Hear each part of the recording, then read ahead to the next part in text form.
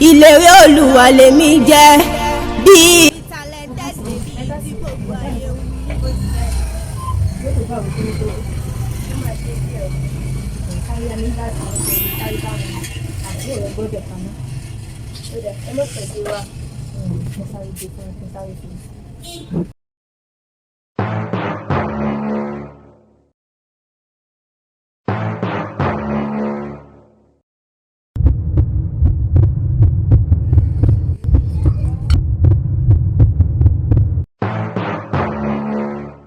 Ẹ kú ilé o. Ẹ káàárọ̀ mà. Ohun sí bí mi agbára. Ọlọ́run ṣe òun kò kókó mi ṣe ọkọ wa bá ń gbé gáàsì kó bá ṣe ẹ̀ṣà gbòòrò méjì fáwọn ọmọ ní ọ̀dọ̀ tó sùn. Mi sì rí màtí báyìí. Ọ̀dọ̀ yẹn ló ń kàn fẹsẹ̀ fún ọmọ rẹ̀ kí ẹ̀ Ayé gáàsì yìí ti bù sí. Ọlọ́run ṣe mo ti ẹ̀rẹ̀ wáyé. Continue. Ẹ̀rí nǹkan kan sí.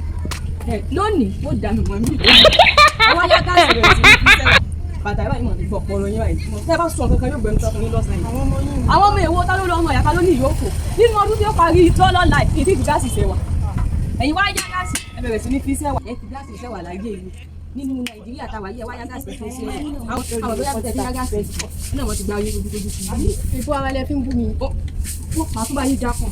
Màá tún dákun fún yín tí màá ti kàwé gbogbo ní méjèèjì tí gbogbo fẹ̀fẹ̀ yọ bọ́lẹ̀. Lónìí wọ́n dà mí. Bọ́lọ́run kádàrá oríire mọ́ ni ìlérí Olúwa àwa sì mú ṣẹ bó ti wù kó pẹ́ tún àwa sì mú ṣẹ Alájọkẹ́ mi lọ́mọ kan balẹ̀ ìlérí Olúwa lọ́mọ kan balẹ̀ pàyé ẹ̀ tó nù kò ní dí kíkan oore ẹ̀ tó ti dé kò ní lópin ìlàlẹ́ àmọ́ mi fún God.